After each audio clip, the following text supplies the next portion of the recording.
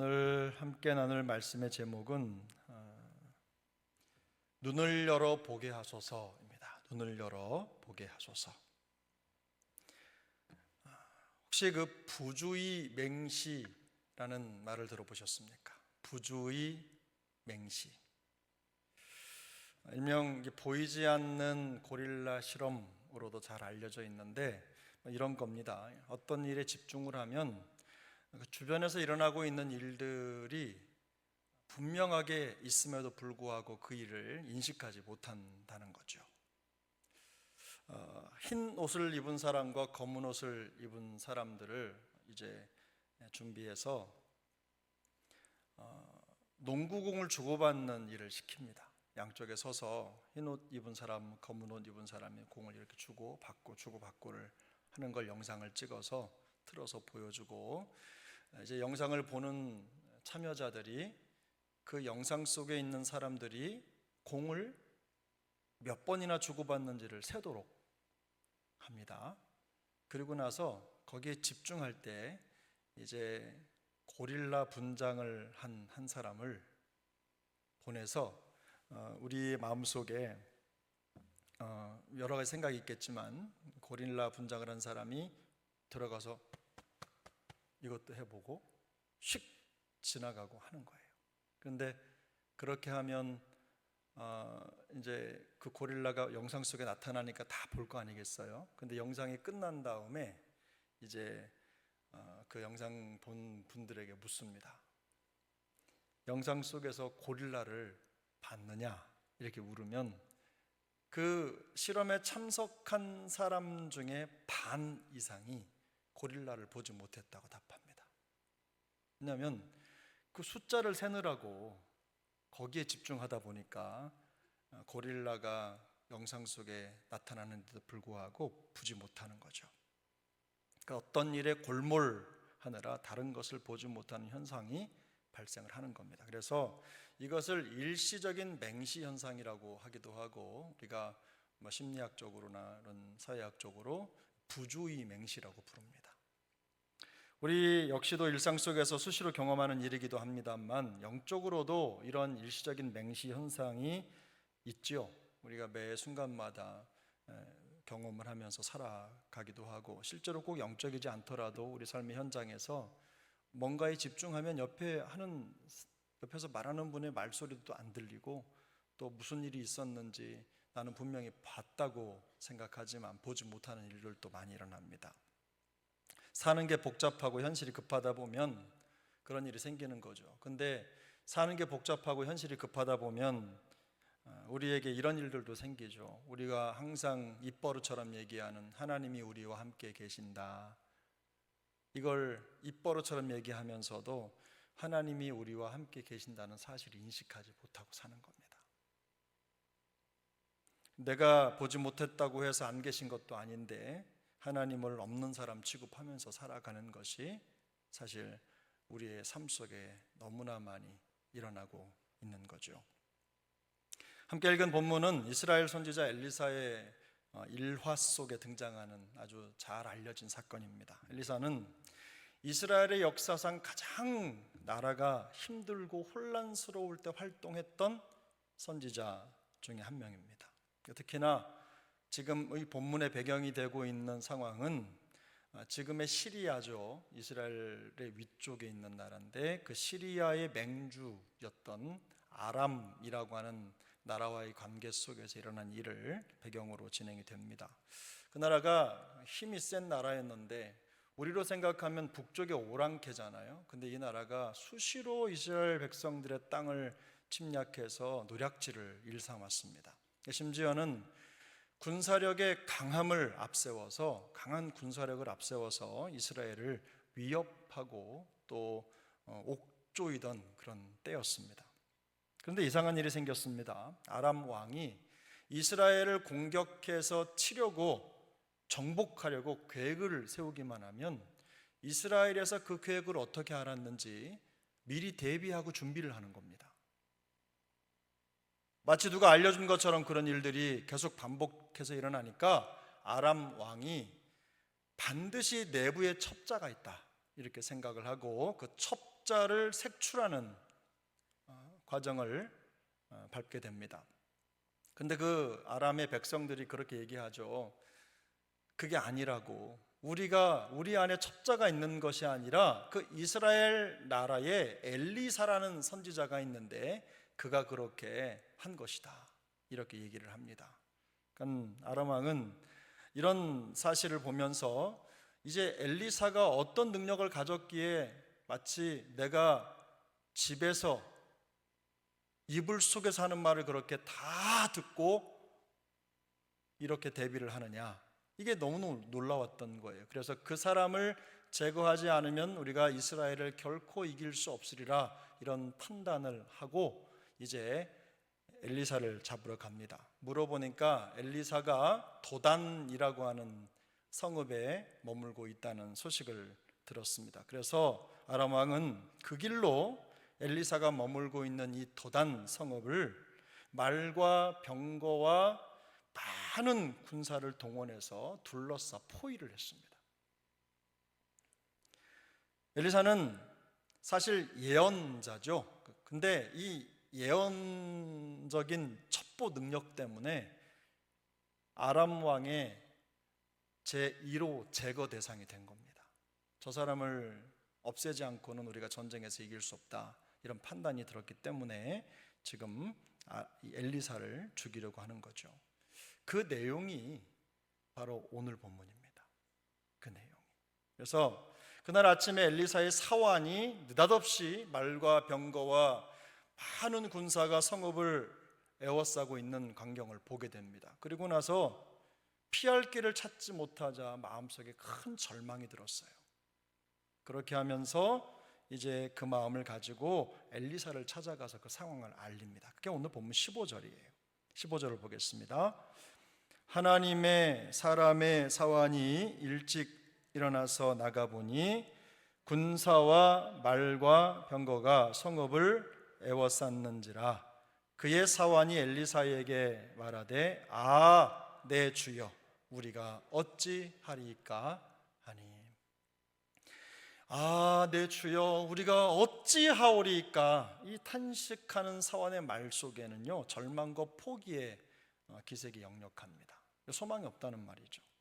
엘리사 한 사람을 잡겠다고 말과 병거와 군대를 동원하는 말도 안 되는 상황이 벌어지자 거의 넋이 나간 겁니다.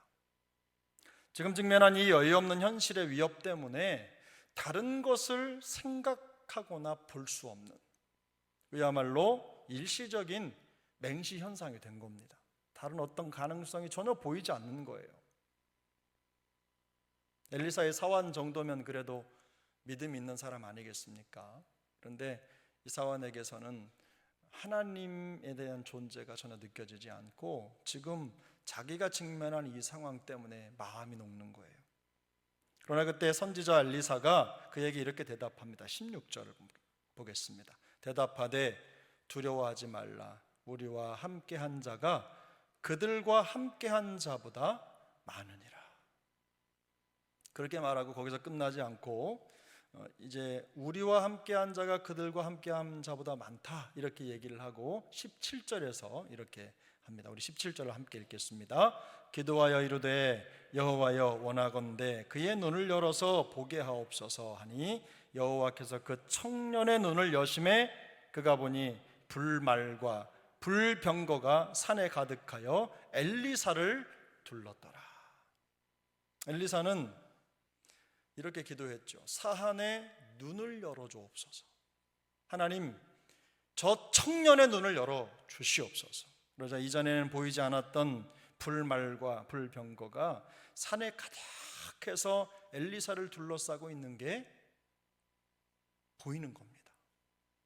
눈이 열린 거예요. 엄청난 적의 군대가 성읍을 둘러싸고 위협을 하고 있는데, 그림으로 생각해 보면 그것보다 훨씬 더 많은 불말과 불병거가, 하나님의 군대가 엘리사를 둘러싸고 있는 게 보이는 거예요.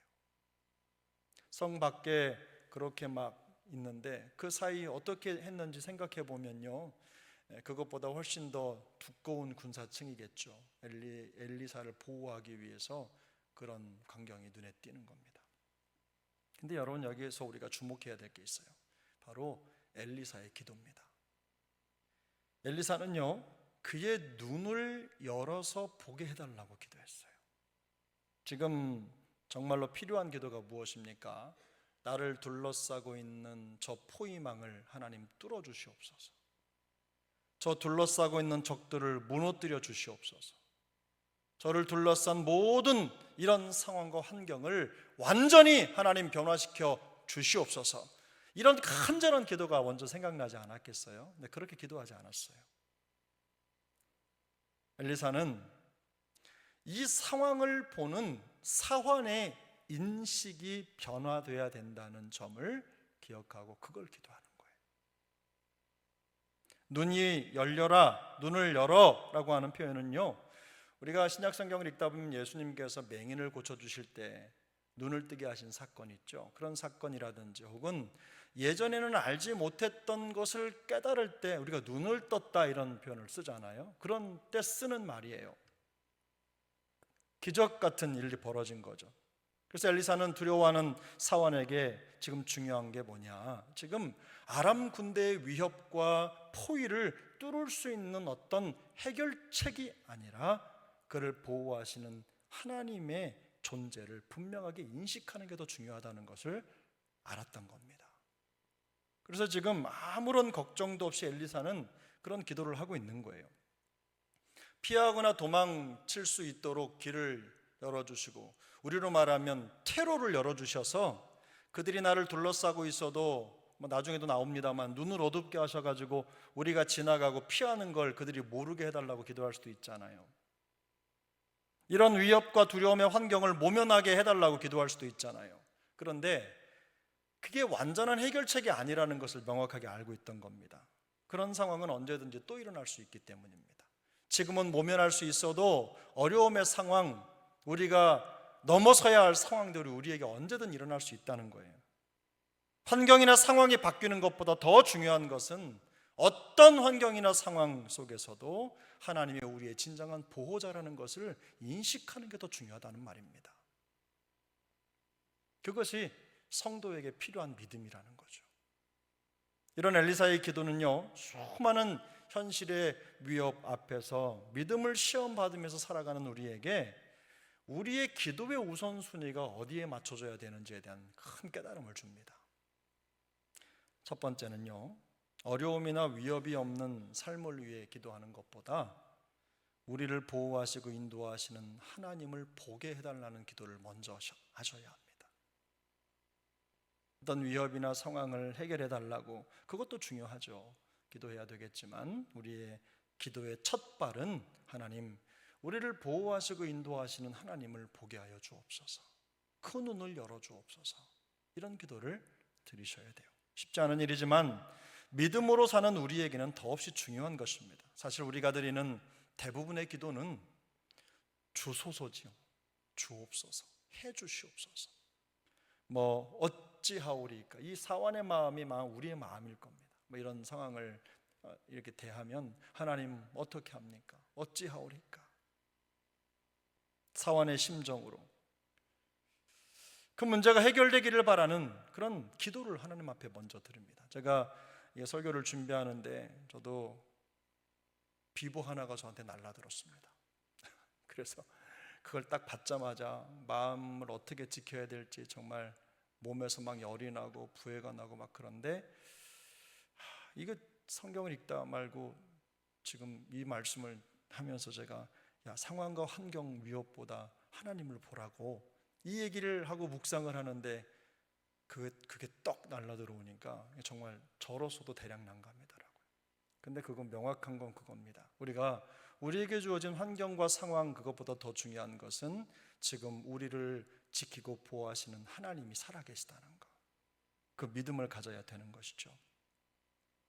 문제도 해결해 주시고 또 고쳐주시고 상황을 바꿔주시기를 간절하게 바라는 기도가 우리 앞에 막 입에서 막 간질간질하고 그 기도를 해야 될 것 같은 마음이 들지만, 그러나 주님은 우리의 기도가 사환의 이런 조급함이 아니라 엘리사의 기도까지 나아가기를 원하시는 겁니다. 문제 한가운데 계신 주님을 볼 수 있도록 우리의 믿음의 눈을 열어달라고 기도를 하는 것, 그 주님이 우리에게 원하시는 겁니다. 사실 엘리사와 이 사환이 처한 상황은 간단한 상황이 아닙니다. 이런 상황이 되면 누구나 다 영적인 것보다는 현실적인 것을 먼저 생각하게 됩니다. 지금 당장 해결해야 될 일이 있으면 먼 미래를 보려고 하지 않아요. 비현실적이라고 생각해요. 그래서 자꾸만 왜 현실을 외면하려고 하느냐, 이렇게 말하는 분들이 참 많이 있어요. 자신을 둘러싼 무지막지한 아람의 군대 보입니다. 지금 엘리사의 눈에 안 보이는 게 아닙니다.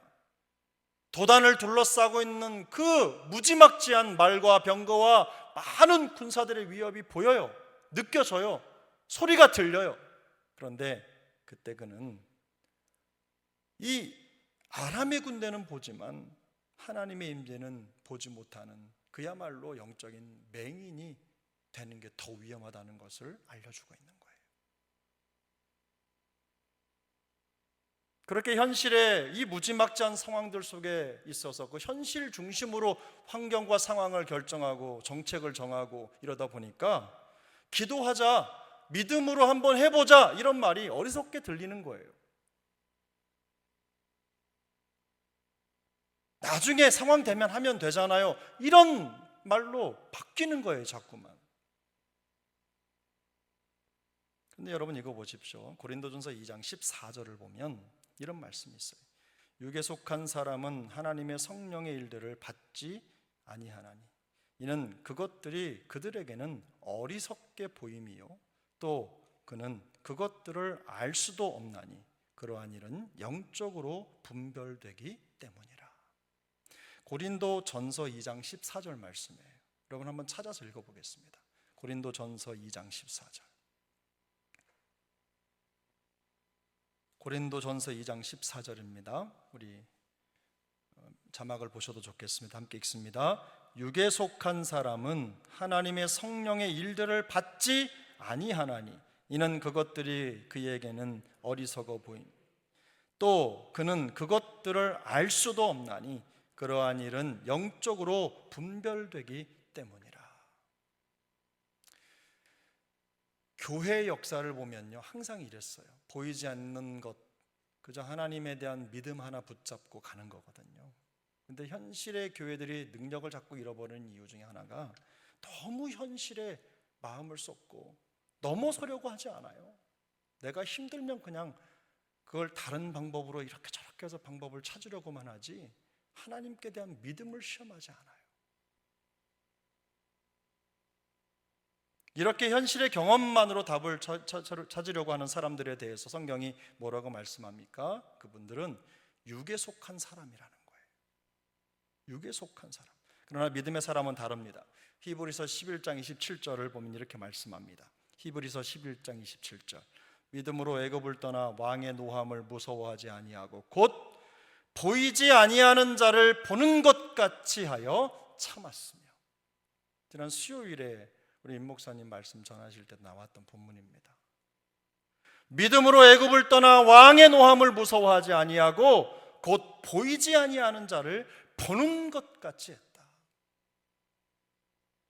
모세가 믿음의 사람이라고 인정된 근거는 그가 보이지 않는 하나님을 보는 것처럼 살았다는 거예요. 그 눈이 열려 있었다는 거예요. 그러므로 우리 모두가 엘리사처럼 열린 눈을 가지게 되기를 바랍니다. 주님은 우리에게 기도의 자리로 초청하시지만 어떤 기도의 자리로 초청하시느냐? 주님을 보는 기도의 자리로 초청하시는 거예요. 우리의 눈이 열려서 그저 우리 현실에 함몰돼 가지고 아무것도 할 수 없는 그런 상황에 놓여서 그냥 무조건 주여라고 부르짖는 그런 기도의 자리가 아니라 살아계신 하나님, 문제보다 더 크신 하나님을 인정하는 기도의 자리로 우리를 부르신 줄로 믿습니다. 이 애낙고래가 그런 자리가 될 수 있기를 축복합니다. 아멘을 별로 안 하시는 거 보니까 별로 필요 없으신가 보죠. 두 번째 문제가 있어요. 내가 무엇을 할 수 있을까 보다 하나님께서 무엇을 하실까를 생각하는 그 신실함을 가지고 기도의 자리를 지키는 것입니다. 신실함은 다른 게 아닙니다. 하나님을 인정하는 게 그게 신실함 아니에요? 그게 우리의 능력 아닙니까? 성도는 보는 것만으로 사는 사람들이 아니죠. 하나님이 보이지 않을 때도 믿음의 눈으로 끊임없이 일하시는 하나님, 그 하나님이 계시다는 걸 잊지 않는 겁니다. 실제로 믿음은 우리 주변이나 현실을 보는 방식에 큰 변화를 가져옵니다. 두려움을 극복하고 하나님을 기대하게 하는 근육이 바로 믿음이기 때문입니다. 흔들흔들거리는 성도를 견고하게 지탱하는 것은 경제력이나 명예가 아닙니다. 하나님을 향한 믿음입니다. 그 믿음이 우리의 능력이 되는 거예요. 우리를 지키는 근육이 되는 거예요. 엘리사의 기도 이후에 불말과 불병거가 가득한 산을 바라보는 그 사환의 마음을 한번 생각해 보십시오. 얼마나 놀랐겠습니까? 고개를 들어보니 불말과 불병거가 산에 가득한 모습을 보면서 그 마음속에 두려움이나 위협이 여전히 남아 있었겠습니까? 다 없어졌을 거예요. 현실 상황이 변한 것은 아무것도 없습니다. 똑같습니다. 여전히 아람의 군대는 성을 둘러싸고 있어요. 아무것도 변한 게 없어요. 그러나 그 열린 믿음의 눈이 하나님이 무엇을 하실지에 대한 기대로 가득 채워진 거예요. 그걸 보게 된 겁니다. 절망의 순간에도 하나님의 말씀, 우리 안에 내주하시는 성령 하나님이 하실 일을 상상하고 기대하는 것, 바로 이게 흔들리지 않는 믿음의 반석, 믿음의 기초가 되는 것입니다. 우리가 잘 알고 있는 대로 십자가의 길을 가셔야 하는 예수님은요, 정말로 간절하게 기도하셨어요. 우리가 그 본문을 굳이 읽지 않더라도 땀방울이 핏방울이 될 정도로 정말 간절하게 하나님 앞에 매달리셨어요. 그런데 주님이 그렇게 기도하셔서 방법이 바뀌었습니까? 상황이 바뀌었습니까? 아무것도 바뀐 게 없어요. 그러나 주님은 그 간절한 기도, 땀방울이 핏방울이 되기까지 하나님 앞에 부르짖는 그 정말 뭐라고 하지? 처절한 기도의 과정을 통해서 딱 하나 얻은 게 있어요. 하나님이 무엇을 하실지를 분명하게 깨달은 겁니다. 그러니까 그 고난의 길을 끝까지 가게 되는 겁니다.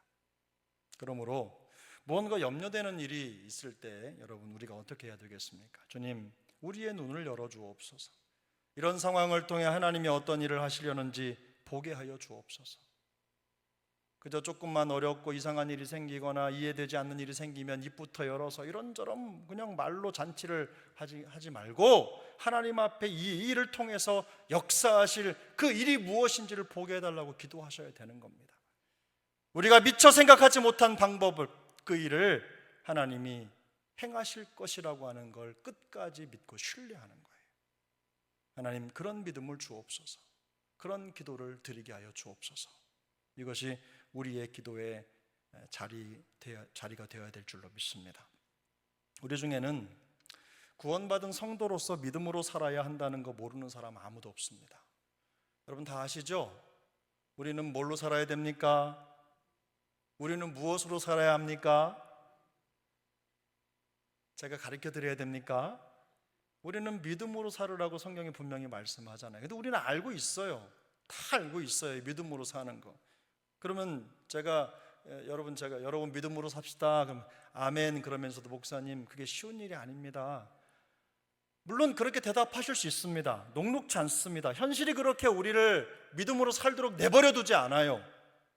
그냥 순탄하게 어려움 없이 사는 그런 삶, 믿음을 도전하지 않는 그런 삶, 그런 과정을 통해서 우리 믿음이 더 견고해지고 커질 것이라는 기대는 하지 않으셔야 돼요. 근데 때로는 우리를 그냥 내버려 두지 않는 이런 환경들이 우리를 힘들게도 하지만, 그러나 우리의 믿음의 순도를 높이는 과정이 되기도 하는 거 아닙니까? 우리가 경험적으로 잘 알고 있어요. 이 상황을 보면요, 지나치게 비대칭입니다. 아람의 군대와 엘리사 한 사람, 이게 어디 대적이나 될 법한 관계입니까? 완전한 비대칭이죠. 세상의 불합리성을 계속 겪는 거예요. 말도 안 되는 상황을 경험하는 거예요. 그러다 보니 포기와 자책이 생깁니다. 마음속에 용기도 잊어버려요. 이게 뭐지? 라는 생각을 하게 되는 거예요. 심지어 정서적으로 자포자기의 공격을 받습니다.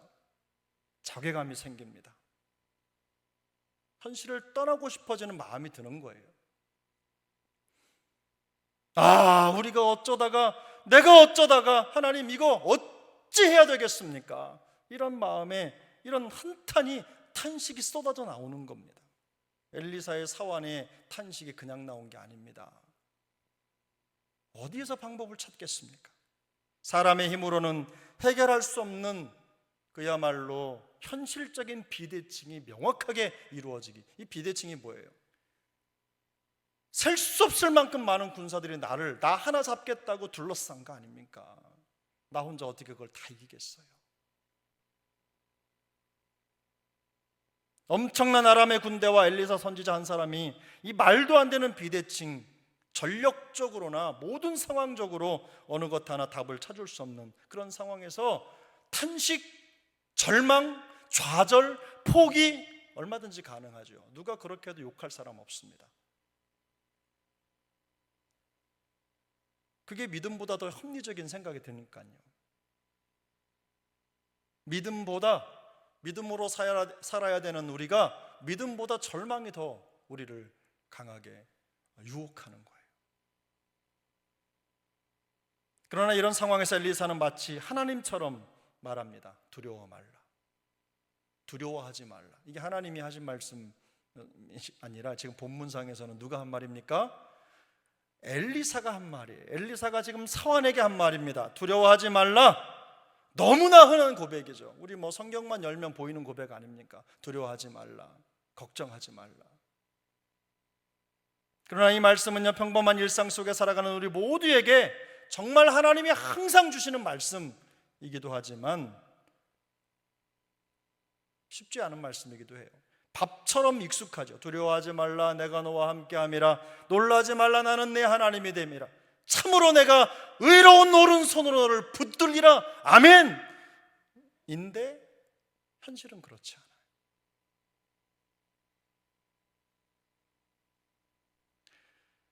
정말 밥처럼 먹고 익숙한 말씀인데요, 제일 실천이 어려운 말씀이기도 한 거예요. 하나님이 눈에 보이지 않으면 죽었다 깨어나도 이게 해결되지 않는 문제거든요.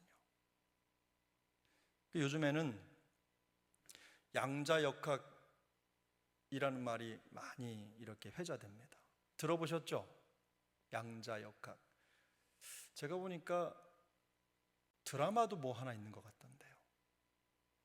저는 보지 않아서 모르겠습니다만 양자역학, 이 양자역학이라고 하는 게 요즘에 많이 되는데, 제가 이렇게 찾아보니까 양자역학이 발견되고 연구되기 시작한 지가 지금으로부터 한 120년, 130년 정도 된 것 같아요. 그 과정을 통해서 이게 계속해서 되는데, 요즘에 또 양자역학이 이렇게 뜨는 이유 중에 하나가 그 양자역학이 가지고 있는 대표적인 속성이 불확실성. 시대가 정말 어렵고 힘들고 그 다음에 뭔가를 예측할 수 없는 상황이 되다 보니까 그런 데서 이 양자역학이라는 원리, 과학적 원리가 더 많이 사람들의 입에 오르내리는 것 같아요. 생소하죠? 우리가 일반적으로 사용하는 말은 아닙니다. 그런데 이 양자역학이 과학이론이지만 뭐 하는 거냐? 한마디로 이겁니다. 보이지 않는 세계를 보는 거예요. 보이지 않는 세계를 보는 거예요. 여러분, 여기 뒤에 적절한 예가 될지 모르겠습니다만 말씀하다 보니까 이것도 좋은 얘기겠다 싶더라고요. 여기 여러분 뒤에 보시면은 제가 보이십니까? 점이 보이십니까? 여러분, 여기 화면에 강 목사가 서 있는 게 보이십니까? 점이 보이십니까? 제가 서 있는 게 보이시죠? 그런데 이게 점점점 이어져 가지고 제가 된 거거든요. 가까이 와서 보시면 요만한 점이 찍어 가지고 저를 만든 거예요. 이게 양자역학입니다. 빛이 이렇게 볼 때는 빛인데 뜯어보니까 아주 작은 알갱이들로 구성되어 있더라. 거기에 파동도 있더라. 이런 것들을 연구하는 거예요. 확실하지 않지만 그 보이지 않는 미시의 세계라고 하죠. 그 미시의 세계를 연구해서 보이는 것처럼 드러내놓는 것, 이게 바로 양자역학의 핵심인데, 저는 얘기만 들어도 얼마나 참 놀랍고 신비한지 몰라요. 그래서 이 양자역학과 관련된 강의를 듣고 책도 한 2권 읽었습니다. 어렵더라고요. 쉽지 않아요. 그런데 여러분, 제가 이 양자역학 책을 읽으면서 마음속에 목사니까 무슨 생각을 하겠어요? 이게 우리의 신앙과 무슨 관련이 있을까 생각을 해보니까요, 이게 믿음인 거예요. 이게 믿음인 거예요. 보이지 않는 것을 보도록 하는, 그게 바로 양자역학처럼 우리가 하나님의 역사를, 우리 눈에는 보이지 않는 하나님의 역사를 보는 눈이 뭐예요? 바로 믿음이라고 하는 안경입니다. 바로 그걸로 하나님의 역사를 보는 거죠. 현실은 변하지 않아요. 우리를 둘러싸고 있는 환경은 그대로입니다. 한 번도 바뀐 적이 없어요. 그런데 믿음은 그 똑같은 현실을 다른 눈으로 보게 하는 거예요. 거기에서 다른 걸 보는 겁니다. 보는 눈이 달라지는 거예요. 현실 속에 일하시는 하나님을 봅니다. 그 눈을 열어서 하나님을 볼 수 있도록 우리의 눈이 활짝 열리는 거예요. 그래서 우리가 기도할 때 이런 기도가 중요한 이유는요, 바로 이 기도가 그런 믿음의 안경을 준비하는 길이기 때문에 그렇습니다. 기도하면 우리의 소원만 그냥 하나님께 내놓고 가는 게 아니라 이런 기도의 과정을 통해서 하나님의 역사를 보고 일하심을 마음속에 기대하고 성령 하나님의 이끄심을 보는 눈이 열리는 거예요. 주님께서 우리 모두에게 이런 영적인 맹시를 벗어나게 해주시길 바랍니다. 양자역학만 발전하는 게 아니라 우리의 믿음의 눈도 발전할 수 있기를 축복합니다. 그래서 정말 보이지 않는 믿음의 그 미시의 세계를 볼 수 있게 되기를 바랍니다. 보이지 않아도 우리를 위해 일하시고 계신 하나님을 보는 눈이 열려지기를 바라요. 사환의 탄식이 아니라 엘리사의 기도로 초청하시는 그 주님의 초청을 받아들일 수 있기를 예수님의 이름으로 축복합니다.